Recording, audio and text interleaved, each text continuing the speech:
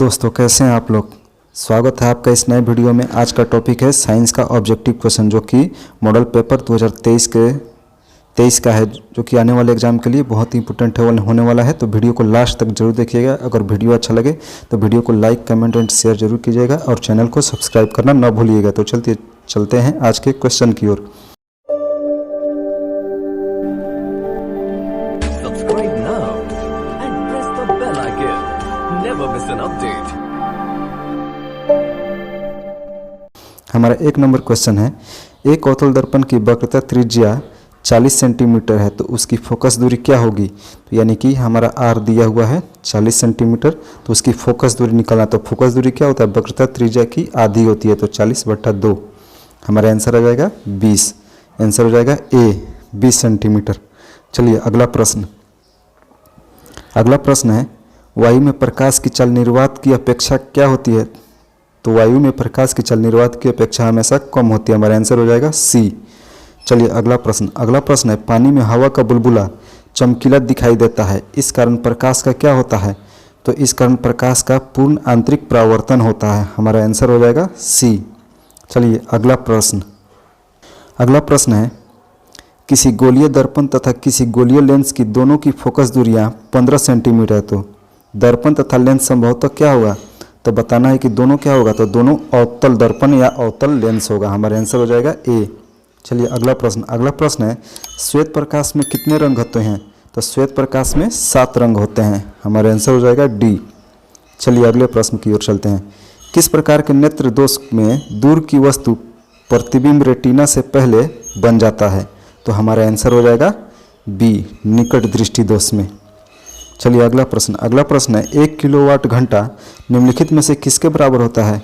तो 1 किलोवाट घंटा बराबर होता है 3.6 गुने 10⁻6 जूल। चलिए अगला प्रश्न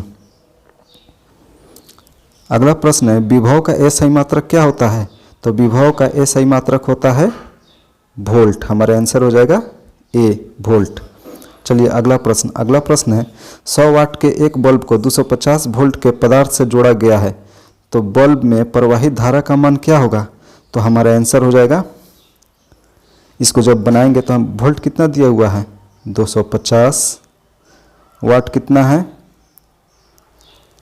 वाट है 100। जब इसको हम बनाएंगे V = IR, तो हमारा आंसर हो जाएगा 250/100 = R। तो हमारा आंसर आ जाएगा 2.5 एम्पियर। हमारा आंसर हो जाएगा सी, 2.5 एम्पियर। चलिए अगला प्रश्न है, किसी कुंडली का प्रतिरोध ज्ञात करने का सूत्र क्या है। तो किसी कुंडली का प्रतिरोध ज्ञात करने का सूत्र है R = V/I। चलिए अगला प्रश्न है, 1 इलेक्ट्रॉन वोल्ट किसके बराबर होता है। तो 1 इलेक्ट्रॉन वोल्ट बराबर होता है 1.6 गुने 10⁻⁻19 जूल के। चलिए अगला प्रश्न है, चुंबकीय फ्लक्स का मात्रक क्या है। तो चुंबकीय फ्लक्स का मात्रक होता है वेबर। हमारा आंसर हो जाएगा सी। चलिए अगला प्रश्न है, घरेलू विद्युत आपूर्ति करने वाले एसी की आवृत्ति कितनी होती है। तो घरेलू विद्युत आपूर्ति करने वाले एसी की आवृत्ति होती है 50 हर्ट्ज। हमारा आंसर हो जाएगा बी। चलिए अगला प्रश्न है, इनमें से कौन जैव मात्रा यानी ऊर्जा का उदाहरण नहीं है। तो हमारा आंसर हो जाएगा डी, नाभिकीय ऊर्जा। चलिए अगला प्रश्न है, निम्नलिखित में से कौन नवीकरणीय ऊर्जा का उदाहरण है। तो हमारा आंसर हो जाएगा डी, बायोमास संयंत्र। चलिए अगले प्रश्न की ओर चलते हैं। हमारा अगला प्रश्न है, विद्युत चुंबक बनाने के लिए प्रायः किस पदार्थ के छड़ का उपयोग किया जाता है। तो विद्युत चुंबक बनाने के लिए हमेशा नरम लोहे का प्रयोग किया जाता है। चलिए अगला प्रश्न है, 100 वाट और 220 वोल्ट के विद्युत बल्ब के तंतु का प्रतिरोध क्या होगा। तो इसको भी हम वैसे ही बनाएंगे जो पीछे वाले क्वेश्चन है। तो हमारा आंसर आ जाएगा बी, 484 ओम। चलिए अगला प्रश्न है, प्रकाश के किस वर्ण यानी रंग के लिए तरंग दैर्घ्य अधिकतम होता है। तो हमारा आंसर हो जाएगा सी, लाल के लिए। चलिए अगला प्रश्न है, प्रकाश की किरणें गमन करती हैं। तो प्रकाश की किरणें हमेशा सीधी रेखा में गमन करती है। हमारा आंसर हो जाएगा ए। चलिए अगला प्रश्न है, पोटेशियम क्लोरेट यानी कि KClO3 को गर्म करने पर क्या होता है। तो पोटेशियम क्लोरेट को गर्म करने पर ऑक्सीजन गैस मुक्त होती है, यानी कि O2 मुक्त होता है। हमारा आंसर हो जाएगा ए। चलिए अगला प्रश्न है, फेरस सल्फेट से लोहा को निम्नलिखित में से कौन सी धातु विस्थापित करेगी? तो हमारा आंसर हो जाएगा सी, यानी कि जिंक। चलिए अगला प्रश्न। अगला प्रश्न है एसिटिक अम्ल एक उदाहरण है किसका? तो एसिटिक अम्ल एक है निर्बल अम्ल, यानी कि कमजोर अम्ल है। हमारा आंसर हो जाएगा बी। चलिए अगला प्रश्न। अगला प्रश्न है बेकिंग सोडा का सूत्र क्या होता है? तो बेकिंग सोडा हम उसे कहते हैं, खाने वाले सोडा को हम बेकिंग सोडा कहते हैं। हमारा आंसर हो जाएगा बी, सोडियम बाइकार्बोनेट। चलिए अगला प्रश्न। अगला प्रश्न है पीतल है एक, पीतल क्या है? तो पीतल एक मिश्र धातु है। हमारा आंसर हो जाएगा डी। चलिए अगला प्रश्न। अगला प्रश्न है एक धातु जिसे चाकू से आसानी से काटा जा सकता है वो कौन सा होगा? तो हो जाएगा सोडियम। हमारा आंसर हो जाएगा डी।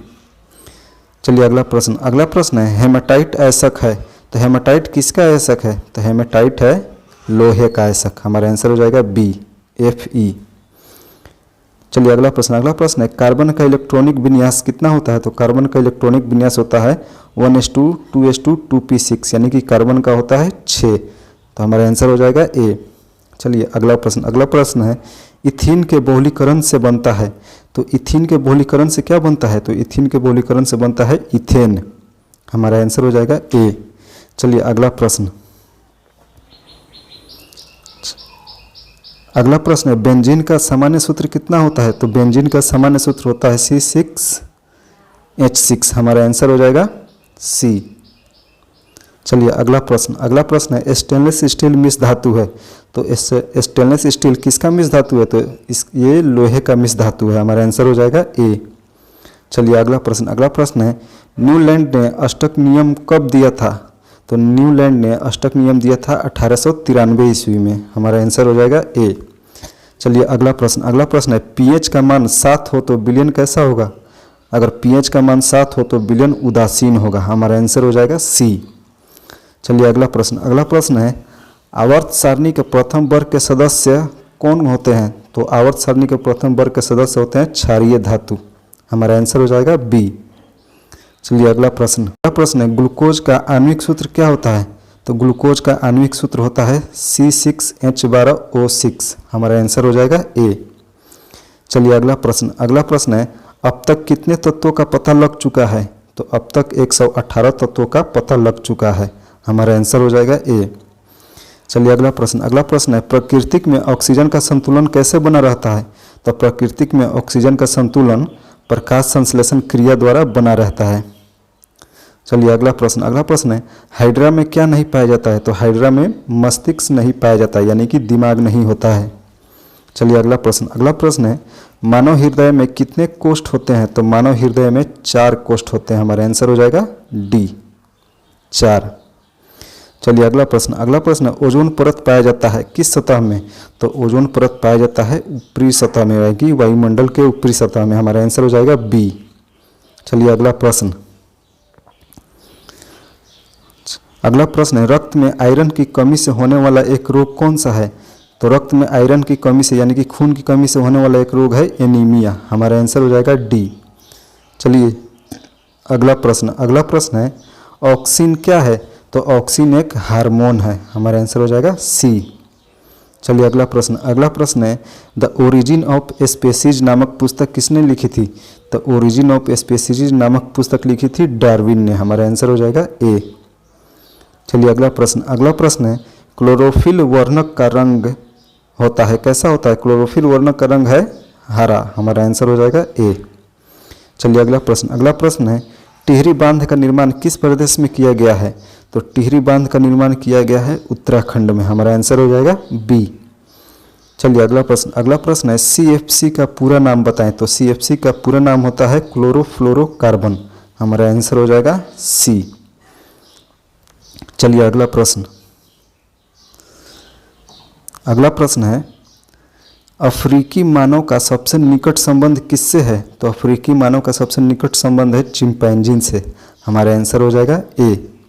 चलिए अगला प्रश्न। अगला प्रश्न है सही आहार श्रृंखला कौन है? तो सही आहार श्रृंखला हमारा हो जाएगा डी, क्योंकि घास, घास से हिरन, हिरन से शेर, क्योंकि शेर हिरन को खाता है और हिरन क्या खाती है? हिरन घास खाती है। चलिए अगला प्रश्न। अगला प्रश्न है ओजोन परत के अवक्षय के लिए मुख्य रूप से कौन जिम्मेवार है? तो ओजोन परत के क्षय के लिए मुख्य रूप से हमारा CFC गैस जिम्मेवार है, यानी कि क्लोरोफ्लोरोकार्बन। चलिए अगला प्रश्न है, रक्त में आयरन की कमी से होने वाला एक रोग कौन सा है? तो रक्त में आयरन की कमी से होने वाला एक रोग है एनीमिया। हमारा आंसर हो जाएगा सी। चलिए अगला प्रश्न है, मानव जनन अंग किस आयु में परिपक्व एवं क्रियाशील होता है? तो इसका आंसर हो जाएगा बी, 18 वर्ष की आयु में परिपक्व एवं क्रियाशील होता है। चलिए वीडियो देखने के लिए धन्यवाद, मिलते हैं अगले वीडियो में।